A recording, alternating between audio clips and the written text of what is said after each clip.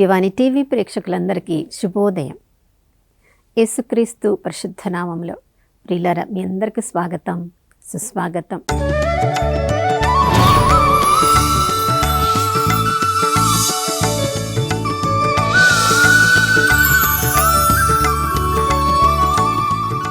గడిచిన కాలమంతా కాచి కాపాడిన దేవునికి మనస్ఫూర్తిగా వందనాలు తెలియచేద్దాం. దేవుని ప్రేమ, దేవుని కరుణ ఈ నూతన ఉదయంలో కూడా దేవుడు మనందరిపై కుమ్మరించారు. వాగ్దానం ఇచ్చిన దేవుడు నమ్మదగిన వాడు, విశ్వసనీయుడు. ప్రియులారా, విలాప గీతములు 3వ అధ్యాయం 22, 23 వచనాల్లో ఈ వాగ్దానాన్ని ప్రతిరోజు మనం సొంతం చేసుకోవాలి. ఏ రోజుకి కావలసిన అనుగ్రహాలను, కరుణను, అనుగ్రహ పరంపరను ఆ దేవుడు మనందరిపై కుమ్మరించడానికి ఆ ప్రభు సిద్ధంగా ఉన్నప్పుడు విశ్వాసంతో వాటిని మనం సొంతం చేసుకుంటే ప్రతిరోజు మన జీవితాన్ని క్రొత్తదిగా మార్చుకోవచ్చు, నూతనీకరించుకోవచ్చు. లేనిచో కొన్నిసార్లు మన జీవితము మనకే అర్థం కాదు, మనకే ఇష్టం అనిపించదు, మన మాటలు మనకే ఇష్టమైనవిగా, ప్రీతికరమైనవిగా ఉండవు. కొన్నిసార్లు మన జీవితం మారిపోతే బాగుండు, మన ప్రణాళికలు మారిపోతే బాగుండు, మన మాటలు మారిపోతే బాగుండు అని ఎన్నోసార్లు మన జీవితంలో, మన కుటుంబంలో జరుగుతున్న పరిస్థితులను మనం గమనించినప్పుడు హృదయానికి బాధ పెట్టేవిగా, కన్నీరు కార్చే పరిస్థితుల గుండా మనం వెళ్తూ ఉన్నప్పుడు ఈ పరిస్థితులన్నీ మారిపోతే బాగుండు, మనం తీసుకున్న నిర్ణయాలు మారిపోతే బాగుండు అని మన హృదయము ఆశపడుతుంది. ప్రియులారా, మనుషులంగా మన శక్తితో అది అసాధ్యం. కానీ క్రీస్తులో ఉన్న ప్రతి వ్యక్తి నూతన సృష్టిగా దేవుడు మార్చడానికి క్రీస్తు ప్రభుల వారికి అది సాధ్యం. కొరింథీయులకు రాసిన 2వ లేఖ 5వ అధ్యాయం 17వ వచనంలో మనం చదువుతున్నాం, నీవు క్రీస్తులో ఉన్నట్లయితే ప్రతిరోజు వారందరి జీవితాన్ని, ఎవరెవరు వారు తమ జీవితంలో క్రీస్తు ప్రభువుని ఆహ్వానించారో, తమ జీవితాలను క్రీస్తు ప్రభువునకు అప్పచెప్పారో, సమర్పించారో, వాళ్ళు విశ్వసిస్తే ప్రతిరోజు వాళ్ళ జీవితం నూతన సృష్టిగా మార్చబడుతుంది.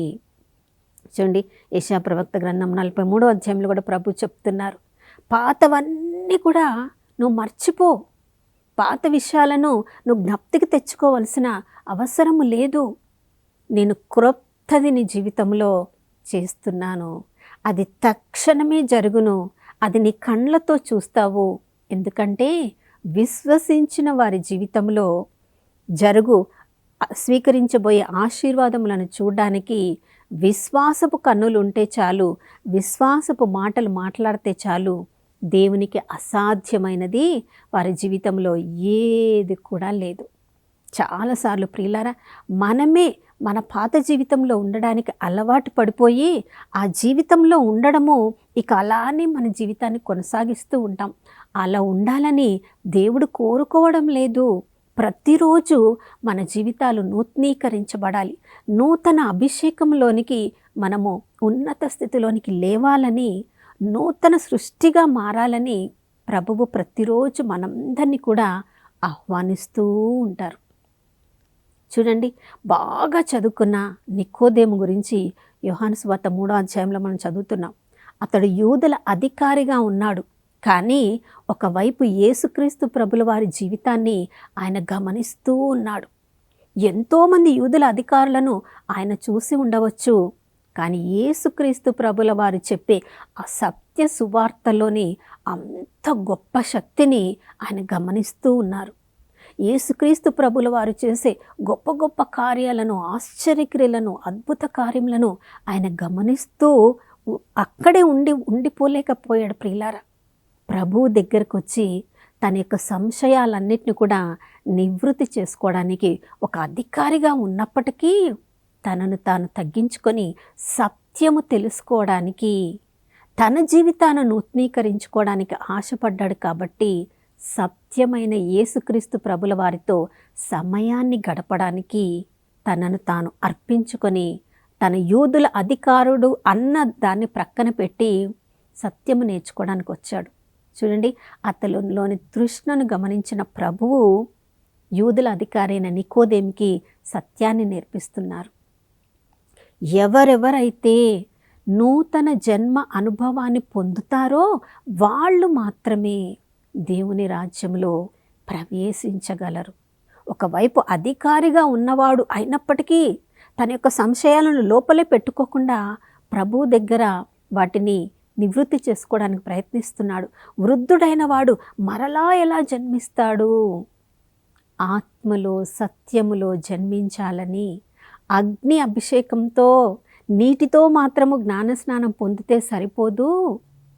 దేవుని మాట ద్వారా కలిగే ఆ యొక్క అభిషేకాన్ని కూడా పొందాలి. శ్రమలు పొందడానికి అగ్ని అభిషేకాన్ని కూడా పొందగలిగే ఆ నూతన జన్మ అనుభవాన్ని ఎవరెవరు స్వీకరిస్తారో వారి జీవితాలన్నీ కూడా నూతనీకరించబడతాయి, క్రొత్తవిగా మారిపోతాయి అని చెప్తున్నాడు ప్రియులారా. చూడండి, పాత నిబంధన గ్రంథంలో మనం చూసినప్పుడు దేవుడు సమూయేలును ప్రవక్తగా లేపిన తర్వాత ఇశ్రాయేలు ప్రజలు ఎక్కడెక్కడ ఉన్నారో ఆ ప్రాంతాలన్నీ తిరిగి ఆయన ఒక ప్రవక్తగా, న్యాయాధిపతిగా వారందరినీ కూడా సరియైన దారిలో నడిపిస్తూ ఉన్నాడు. తను సరియైన దారిలో నడుస్తున్నాడు, ఇశ్రాయేలు ప్రజలను నడిపించగలుగుతున్నాడు. కానీ తన సొంత కుమారులే 2 కుమారులను కలిగి ఉన్నాడు. ఆ కుమారులను కూడా దేవుని చిత్తంలో న్యాయాధిపతులుగా ఆయన అభిషేకించాడు. సమూయేలు మొదటి గ్రంథం 8వ అధ్యాయంలో మనం చదువుతున్నాం. కానీ వారిద్దరు మాత్రము సత్యమైన న్యాయాధిపతులుగా వాళ్ళు జీవించలేకపోయారు. దాన్ని ప్రజలు కూడా గమనించగలిగారు. ప్రియులారా, నూతన జన్మ అనుభవాన్ని పొందడం, నూతన సృష్టిగా ప్రతిరోజు మనల్ని మనం నూతనీకరించుకోవడం అది వ్యక్తిగతమైనది, కుటుంబ పరంగా అది జరిగేది కాదు.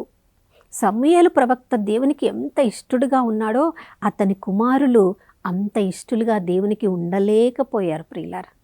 కాబట్టి ఆత్మీయ జీవితానికి వచ్చినప్పుడు నూతన సృష్టిగా నేను మారాలంటే నన్ను నేను ప్రభునికి అర్పించుకోగలగాలి. అదే ఇశ్రాయేలు ప్రజలతో సమూయేలు ప్రవక్త చెప్తున్నాడు. సమూయేలు మొదటి గ్రంథం 7వ అధ్యాయంలో మనం చదువుతున్నాం. ఆ కిర్యతారీము అనే ప్రాంతంలో 20 సంవత్సరములుగా మందసం అక్కడే ఉండిపోయి ప్రజలందరూ కూడా ఇక తమ జీవితం మీద తామే విసుగు పొంది నూతనీకరణ జరగాలి, ఆ మందసము వైపుకి దేవుని పట్ల భక్తి కలిగిన జీవితాలలో వాళ్ళకు ఆశ కలిగినప్పుడు సమూయేలు ప్రవక్త వాళ్ళతో మాట్లాడుతున్నాడు. మీ జీవితంలో నూతనీకరణ జరగాలంటే, నూతన సృష్టి అనుభవాన్ని మీరు పొందాలంటే మీ పాత జీవితాన్ని మీరు వదిలిపెట్టాలి. 7వ అధ్యాయం 2-3 వచనాల్లో చదువుతున్నారు. మీ యొక్క ఏమేమి ఈ లోకానికి చెందిన అలవాట్లు ఉన్నాయో, ఈ లోకానికి చెందిన అన్య దేవతలను ఏమేమి పూజిస్తున్నారో వాటన్నిటిని వదిలిపెట్టాలి. ఆ పాత అలవాట్లను వదిలిపెట్టాలి. మీ పాత గతించిన జీవితాన్ని, ఆ లోక ఆశలను, నేత్రాస, శరీరాస, జీవపు డంబాన్ని వదిలిపెట్టుకోవడానికి మీరు సిద్ధపడాలి. మిమ్మల్ని మీరు దేవునికి విధేయించే వారులుగా చేసుకోవడానికి, దేవుని చిత్తానికి మిమ్మల్ని మీరు అప్పగించుకునే వారిలాగా మీరు సిద్ధపడితే తప్పకుండా దేవుని కృప మీ మీదికి తిరిగి వస్తుంది. మీ జీవితాలను దేవుడు నూతనీకరిస్తాడు అని ఆ ప్రజలతో చెప్పినట్లు ఆ సమూయేలు ప్రవక్త చెప్పిన విధంగా వాళ్ళు చేశారు. తిరిగి మందసాన్ని వాళ్ళు తిరిగి పొందగలిగినారు ప్రియులారా. నూతన సృష్టిగా వాళ్ళ జీవితాలు మార్చబడ్డాయి. మరొకసారి ఆశీర్వాదముల పరంపర ఇశ్రాయేలు ప్రజల మీద కుమ్మరించబడింది.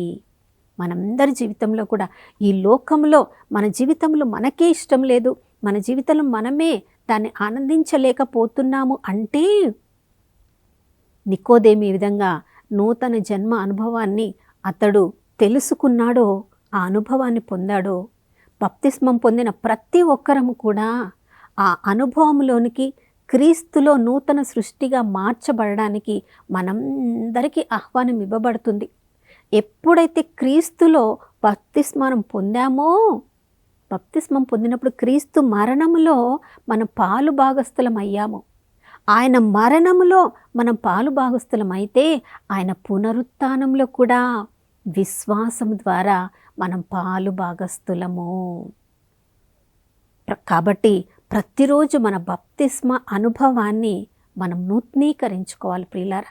మన జీవితాన్ని ప్రతిరోజు పరిశీలన చేసుకోవాలి.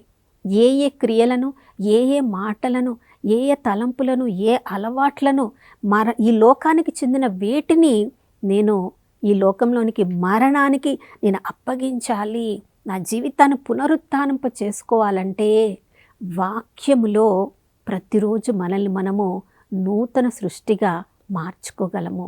వాక్యముతో మనం శుద్ధి పొందాలి. యోహాను సువార్త 15వ అధ్యాయం 3వ వచనంలో ప్రభు చెప్తున్నారు, నేను మీతో చెప్పిన మాటలు మిమ్మల్ని శుద్ధులను చేయును.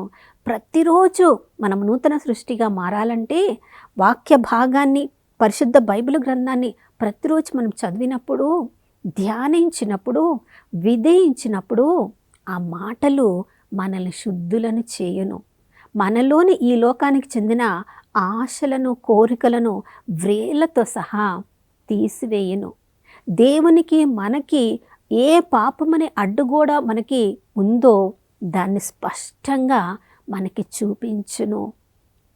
దేవుని ఆశీర్వాదములు మనం పొందకుండా ఏ అలవాట్లు, ఏ స్నేహాలు, ఏ జీవిత మార్గము, ఏ విశాల మార్గంలో మనం నడుస్తున్నామో మన జీవిత విధానాన్ని ఆ వాక్యము మనకి చూపించును.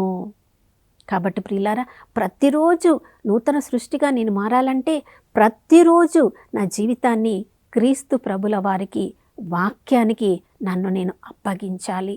ఉదయమే లేచి నిన్నటి దినములో నా జీవితం ఎలా దేవునికి ప్రీతికరంగా ఉండలేదో అలాంటి జీవితమును నేను వదిలివేసి వాక్యమును నేను చదివినప్పుడు నా మనస్సు నూతనీకరించబడుతుంది. కాబట్టి దేవుని వాక్యమైన జీవజలముతో నా మనస్సును శుద్ధి చేసుకోవాలి, నా హృదయాన్ని శుద్ధి చేసుకోవాలి, నా చేతులను, కాళ్లను, శరీరంలోని ప్రతి అవయవాన్ని, మనస్సును, హృదయాన్ని, ప్రాణాత్మ శరీరములను క్రీస్తు ప్రభులకు అప్పగించడం ద్వారా నూతన సృష్టిగా మార్చమని మనల్ని మనం ప్రభువునకు అప్పచెప్పుకోవాలి. నికోదేముడిగా తన్ను తాను తగ్గించుకొని వచ్చిన ఆ యూదుల అధికారిని సత్యంలోనికి నడిపించిన ప్రభువు ఎవరెవరు తమను తాము అప్పగించుకొని ప్రతిరోజు బైబిల్ గ్రంథము ద్వారా తమ జీవితాలను నూతనీకరించమని ప్రభువునకు సమర్పించుకుంటున్నారో వారందరినీ కూడా ప్రతిరోజు క్రీస్తులో నూతన సృష్టిగా మార్చబడే అనుభవాన్ని ప్రభు సిద్ధం చేసి పెట్టారు. మరి ఈ ఉదయకాలంలో మన జీవితాలు ఎలా ఉన్నాయో ఒక్కసారి వాక్యమనే అద్దంలో చూసుకుందామా? ఎక్కడెక్కడ మచ్చలు ఉన్నాయో, ఎక్కడెక్కడ ఉండకూడని అలవాట్లు ఉన్నాయో వాటన్నిటినీ మన శక్తి, మన బలము ద్వారా కాదు కానీ ఆత్మవసగు శక్తి ద్వారా మన జీవితాలు నూతనీకరించబడినట్లుగా కృపను అనుగ్రహించమని ప్రార్థించుకుందాం. నాతో కలిసి ప్రార్థించండి. పరిశుద్ధమైన దేవానికి స్తోత్రములు తండ్రి. రోమిలకు రాసిన లేఖ 8వ అధ్యాయంలో మేము చదువుతున్నాం ప్రభువా, శరీర మూలంగా శరీర క్రియలు, ఆత్మ మూలంగా ఆత్మక్రియలు మాలో జరుగుతాయని. ప్రభువా, క్రీస్తులో ఉన్న ప్రతి వ్యక్తి నూతన సృష్టిగా ఈ లోకంలో అభిషేకింపబడతాడని ఈరోజు వాగ్దానం ఇచ్చిన తండ్రి నీకు స్తోత్రం. మాలో ఉన్న శరీర క్రియలన్నీ, కార్యములన్నీ కూడా లయము చేసి ప్రభువా ఆత్మలో ప్రతిరోజు నూతన జన్మ అనుభవాన్ని మేము పొంది ప్రభువా నాయన మా బప్తిస్మాన్ని నూతనీకరించమని ప్రార్థించుకుంటున్నాం తండ్రి. మా శక్తి ద్వారా, మా బలము ద్వారా మేము ఏది కూడా ఈ లోకంలో మేము సాధించలేము ప్రభువా. కానీ పరిశుద్ధాత్మదేవ, మీరు మా ఆత్మలో ఉండి మీ యొక్క ప్రోత్సాహం ద్వారా, మీరు అనుగ్రహించే శక్తి ద్వారా ప్రతిరోజు మేము నూతన సృష్టిగా మార్చబడగలం, నూతన జన్మ అనుభవాన్ని పొందగలం, ఇతరులకు ఆశీర్వాదకరంగా మార్చబడం, మా జీవితాలను మేము ఆశీర్వాదాలతో నింపుకోగలం ప్రభువా. అటువంటి కృపలో సమూయేలుకిచ్చిన అటువంటి న్యాయాధిపతి ప్రవక్తకు ఉన్న అభిషేకాన్ని, నికోదేముకిచ్చిన తనను తాను తగ్గించుకునే అటువంటి అభిషేకాన్ని ప్రతిరోజు వాక్యానికి, క్రీస్తు ప్రభులకు మమ్మల్ని మేము సమర్పించుకొని నూతన సృష్టి అనుభవాన్ని పొందే ఆసక్తిని మా అందరికీ అనుగ్రహించమని యేసుక్రీస్తు పరిశుద్ధ నామంలో అడిగి వేడుకొని పొంది ఉన్నాము మా ప్రియ పరలోకపు తండ్రి, ఆమేన్. అను ప్రియులారా, ప్రభు వాక్యం ద్వారా నూతన సృష్టిగా మార్చబడిన మనము మన జీవితంలో దేవుడు కొత్త మార్గాలను ఏర్పాటు చేశారు. ఈ రోజంతా కొత్త ఆశీర్వాదములను మనం అనుభవించబోతున్నాం. ప్రభువులో ఆనందించుదాం. మరొక నూతన శుభోదయంలో మనం అందరం కలుసుకునే వరకు దివ్యవాణి టీవీని వీక్షిస్తూ ఉందాం. ఇమ్మానుయేలు, దేవుడు మనతో ఉన్నారు.